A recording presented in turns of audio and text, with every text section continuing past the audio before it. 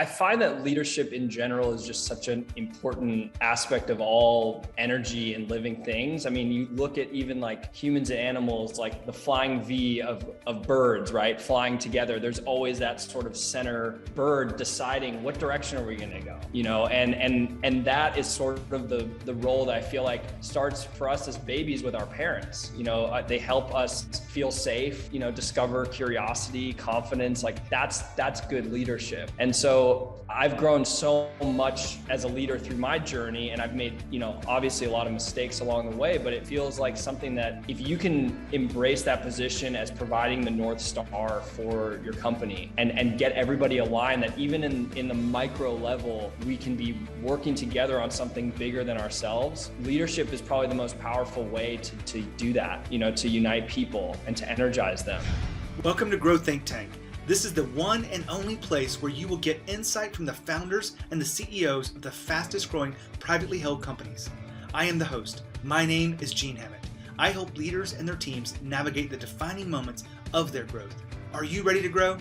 Today we look at leadership, not from the traditional sense of, you know, what do you need to do and all this stuff. We talk about what does it mean to be a great leader. In fact, what we talk about is becoming the best leader you can be. When you think about that question, what does it take to be the best leader you can be? I want you to really understand that the answer that you come up with should be clear. It should be something that's actionable, and it should be something that you can actually know that you can make happen. Now, being the best leader you can be will give your company better culture, increased value, more success, more joy, less stress. We can go on and on about the benefits. Being the best leader you can be is what this episode's about. Our guest today is the founder of Score a Score. They're a 5-time Inc. company, and Jordan Passman talks about what he goes through in being the best leader you can be. You'll learn some of the things that he does that really align his people together. And we talk about what does it take to be the best leader you can be? What do you have to let go of? What are some of the mistakes in this journey? All that inside this episode on Grow Think Tank. Now, I asked the question of what does it take for you to be the best leader you can be? And if you don't know the answer, let me help you. I have conversations with founders, CEOs all the time about what does it take to become an extraordinary leader? Where is the next step? What is the skill gap? What is the mindset gap? What is the things that are necessary for you to focus on so that you spend your time on the most valuable work and the company continues to grow, your people grow, your culture is really fantastic. All inside this, I want to help you. Just go to genehammett.com and schedule your call. Absolutely free. I'm not going to sell you anything. In that first call, I'm going to help you really understand what's getting in the way of you being an extraordinary leader. If you find that valuable, reach out. I'd love to hear from you. Go to genehammett.com and schedule your call. Now here's the interview with Jordan. Jordan, how are you? Doing great. Thanks so much for having me, Gene. Well, I'm excited. I can tell your energy,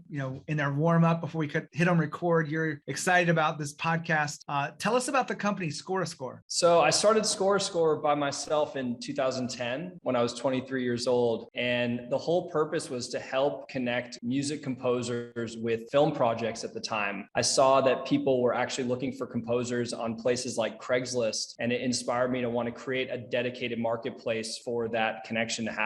And before I sort of knew it, we were doing advertising agency brand work and film trailer work and sort of honing in on the marketing space as the best platform for us to really be able to provide value. And so today we have a roster of a few hundred independent musicians across the world, and we help them find the right homes for their music on ads, trailers, film and TV projects, and really anything that could need music, we try to be a solution for. And it's really a lot of fun because we get to play that sort of matchmaker still in the process. Well, interesting business. I don't have the genius of any kind of musical. Do you have a musical background? I started off as just a fan of music, and then I also do play music for fun. And it's become actually during the pandemic, songwriting's become a new hobby for me. So I'll just like sit at the piano and start writing. But usually the genre that I'm writing is different than the music that we represent. I'm kind of into the whole like chill solo piano vibe of how do I relax and unwind while writing. And so that's the music that I've been writing, but it's totally a hobby. Beautiful. I love to see the connection when people have it. I mean, I became a coach not because I wanted to be an advisor to businesses, but I became a coach and ended up loving this process of understanding people and understanding how behavior works and how to get people to shift behaviors. And so there is always an overlap in the work we do and kind of our interest outside of the work. Jordan, you and I have had some conversations. We've done some research on why your company should be included in this podcast. We really kind of centered on one thing that plays in your mind a lot, which is becoming the best leader you can be. What does that mean to you? I find that leadership in general is just such an important aspect of all energy and living things. I mean, you look at even like humans and animals, like the flying V of birds, right? Flying together. There's always that sort of center bird deciding what direction are we going to go, and that is sort of the role that I feel like starts for us as babies with our parents. They help us feel safe, discover curiosity, confidence. Like that's good leadership. And so I've grown so much as a leader through my journey, and I've made, obviously a lot of mistakes along the way, but it feels like something that if you can embrace that position as providing the North Star for your company and get everybody aligned, that even in the micro level, we can be working together on something bigger than ourselves. Leadership is probably the most powerful way to do that, to unite people and to energize them. So I feel like that's what leadership means to me as far as in a business setting. You said something in there that I want to put a spotlight on for a second. Get everyone aligned. In my job as an executive coach, I see a lot of out of alignment across organizations. And my job is to help the leader be the guide back to alignment. What are you doing on a day-to-day basis to keep alignment across the company? It's a good question. I mean, for me, it starts with having sort of the right people. So I think like our hiring process has become so much more careful over the years. And I mean careful in a very intentional way that like we know that there's some people that are going to be not right for this business or not right for this company. And then there are people that will thrive in our environment. And so I think reflecting on what makes us who we are, and calling it sort of the more traditional core values that a company can sort of embody, and in result as our individuals selves embody those core values, that's really crystallized. Like you're going to be a great addition to our team. You're going to have a great you're going to have a great chance for success and happiness here. So I think kind of creating that environment of like opportunities to be contributing, ideas, criticisms, issues, like make it safe. That's what helps create that sort of environment.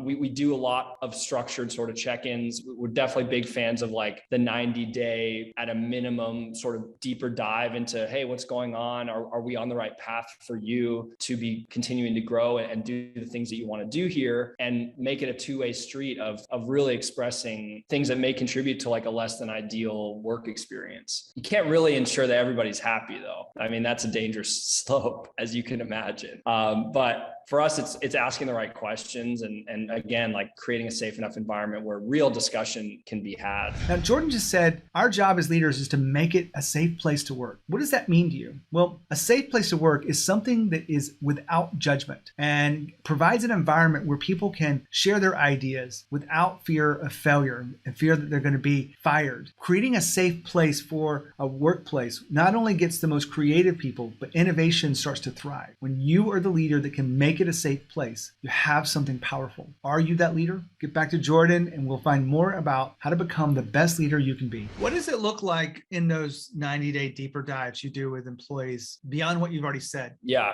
We've sort of siloed it in. Our team is 13 people. And so we have like different layers of whoever you're sort of reporting to is going to basically just check in and say, hey, how are you doing? How am I doing for you?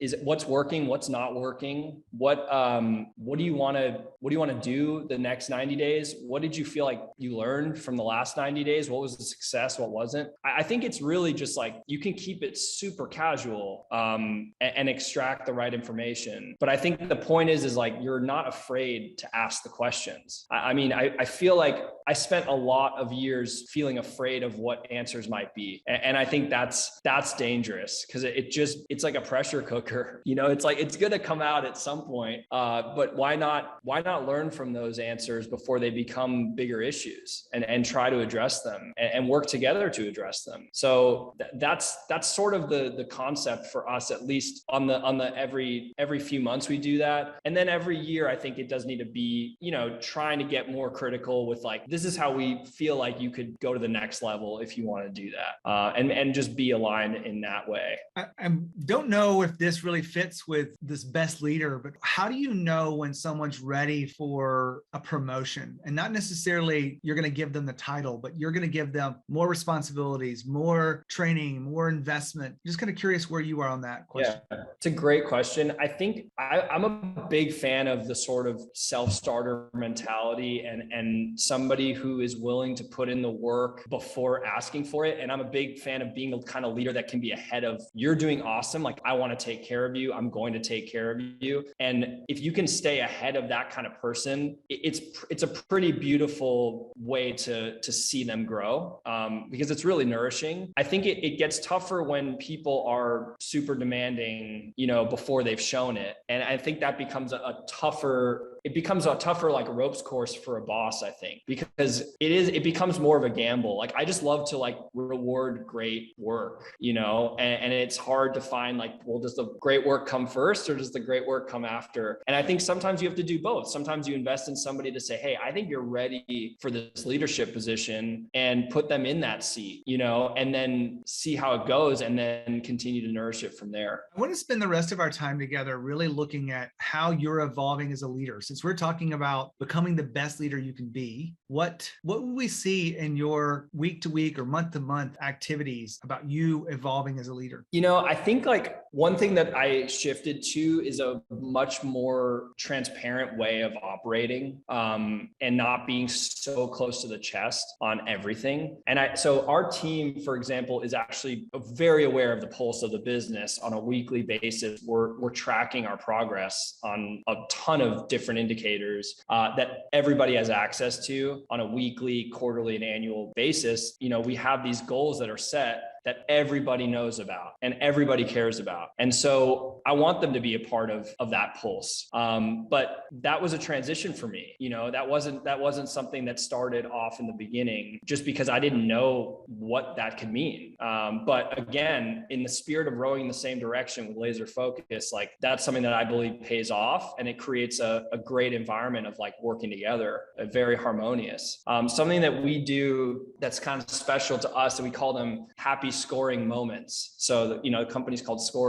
So how do we create happy scoring moments, which is a way that we motivate each other to do the best we can for our clients, for our composers, and our team, is like actually creating those wow moments. So like if a client wrote back and be like, oh my God, this is like perfectly what I wanted. I can't believe you guys delivered it so quickly and nailed it. Like, this is amazing. Somebody on our team, the first one to flag it, will be like HSM. And then that's actually counted every week. And we celebrate them every week at our weekly team bonding session on Fridays. We go through all the happy scoring moments of the week. And it's a cool way to have fun, celebrating like the little wins that maybe no one else is paying attention to, but our team is actually like going out of our way to create them. I just shared a concept like this with one of my clients, and they looked at me going, that seems like a lot of work. And I thought about it and I said, it probably is a lot of work, but here's the benefit behind it. And it really will give everyone, you can speak for yourself, but when people are sharing this, it's more than just a job. They know that they're providing a purpose and living a purpose. Would you agree to that? I think it depends on the person. I feel like there's definitely people that live to work and there's people that work to live, but I think in this day and age, more than ever, people, even if they're working to live, want to be inspired by what they do. They want to know that they're working for good people. They want to be a part of a team that they respect. They want to feel empowered, not belittled, and being aligned with the major mission or purpose of a company is a great start. I think more people are just intolerable of companies that they don't feel aligned with anymore. And there's a lot of options out there of just such beautifully run, compassionate leaders and companies that they don't have to tolerate it anymore. It's not forced. So I think it depends on the industry and the business. I work in such a great, creative, fun, vibrant music, ads, trailer industry where genuinely people just like each other, because there's kind of that common denominator of like, we all kind of live and breathe this passion for creativity and music. And man, that is just such a fun common ground, So I feel lucky that like the majority of our business and clients are people that, we genuinely would hang out with, and have a blast. So that's a bonus for sure. Now, hold on. Jordan just had a little bit of a rant there about people feeling inspired about the work that they have, about what's really going on, a sense of belonging, feeling empowered. All of these things are critical for your culture to thrive, for you to create something that goes beyond you and create a very valuable company. I may repeat myself a little bit because these are the things that I really hear the most that people want more. They want a company where people love to come to work. They want a sense of belonging. They want to feel inspired. They want a mission-driven company. They want inclusion. They want a leader that listens. They want to feel like they're not being micromanaged. They want to feel a sense of transparency. All of this wraps up into you being the best leader you can be. I put the spotlight today on this because I want you to understand that there's a lot of complexities to you being this leader, but I can help you figure out the path forward if you'll let me. All you have to do is reach out. Just go to genehammett.com and schedule your call. Now back to Jordan. Jordan, you slipped in there the word empowered, and you kind of went through it very quickly, but I don't want to leave this moment without understanding, as a better leader, you're continuously empowering others, trusting in them and giving them, letting them make decisions.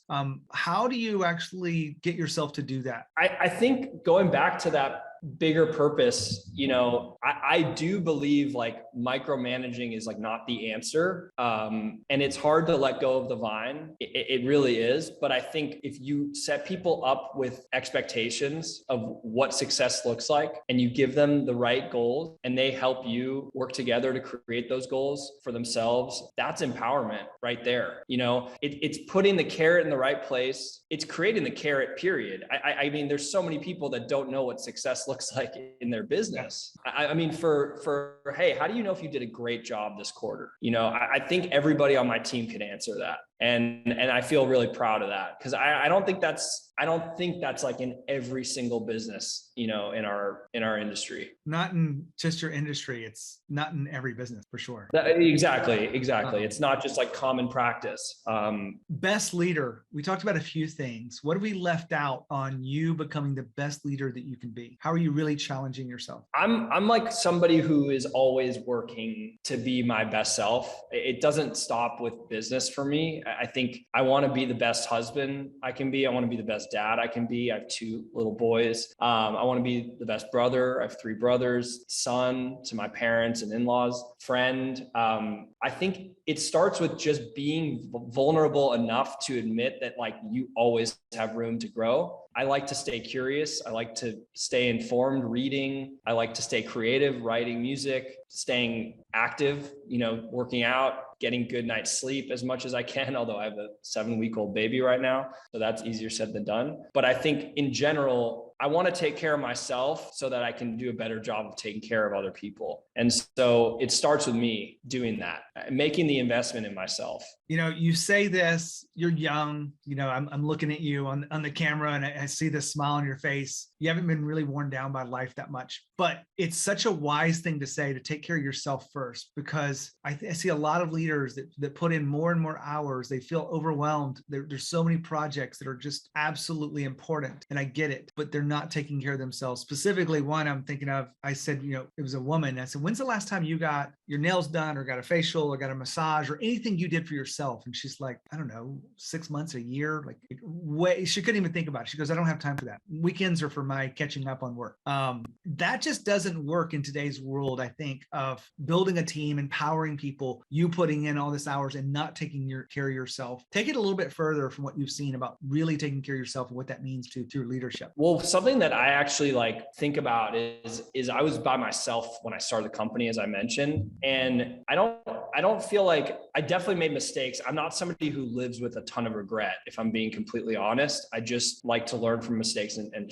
move on. But I feel like if I could go back, I would want to connect with other like-minded entrepreneurs to share and learn from that collective experience that we've all had, because understanding who to ask for what advice is actually a skill in itself. Like to know that like I should call Gene for coaching, or I should call my friend Alex who has a HR company so he will know about this legal issue I'm dealing with, or, you know, those are just like random examples. But the point is like using your tools, using your resources. I feel like once I discovered like sort of the peer group model of like getting together with like-minded entrepreneurs, that was a game changer for me. It really changed the feeling of like you're not alone at all. And not only that, but like we've all been through similar things, and here's what I learned from them in my experience, and vice versa. I can share that with other people, and that makes me feel good. It makes me feel good to help other people that can help me. And so it works both ways, I think, to be a really powerful mental, personal health. And by the way, that doesn't stop with business stuff. It could be personal issues too. Just to connect with people and never feel alone is such an important thing. You know, big believer in therapy, always working on yourself from the mental health angle as well. Jordan, it's a beautiful place to wind this down. I really appreciate you being here, sharing your wisdom, sharing your thoughts on being the best leader you can be. Thank you. I know Jordan's listening in here, but I want to give you my takeaway from today's message so that he sees how it aligned with me. Being the best leader you can be is a never-ending job. It's not something you can put on your calendar and you're done with it. It is constant. It could be daily as it relates to communicating better, listening better, delegating, empowering people. All of those things happen a daily. You also want to make sure that you have a company where people do feel aligned and inspired, and you're the leader that makes all that happen. Hiring the right people, critical and important, but also this last part, we're talking about taking care of yourself. It really is important to, as a leader who probably feels a lot of overwhelm and frustration with their job, to take care of themselves, whether it be just sleeping and exercise and eating right, to even the things that really fuel you, whatever that may be. For Jordan, it's playing the piano and composing. One last thing in this whole concept is he talked about being afraid to ask for help. And I think a lot of leaders think that they're supposed to have the answers to everything. I can tell you right now, I'm a coach to really successful leaders and companies. I don't have the answer for everything, but I can be there for my clients in what they're struggling with a question for what they're struggling with. And you've got to be willing to ask for help. I wasn't always willing to ask for help, I will tell you, be honest, and it hurt me. Those times when I faced that fear and asked for help and got out there beyond myself, it really was different. And I would encourage you, if you're struggling with anything in your leadership, your culture, the growth of your company, ask for help. I'd love to offer myself to you free, no charge. I promise not to sell you anything. That first conversation really is about you getting more clear about what's going on. I'm a master at this. If you want to take me up on it, just go to genehammett.com and schedule your call. I'd love to talk to you about what's next for you and get you really clear about that. When you think of leadership and you think of growth, think Think Tank. As always, lead with courage. We'll see you next time.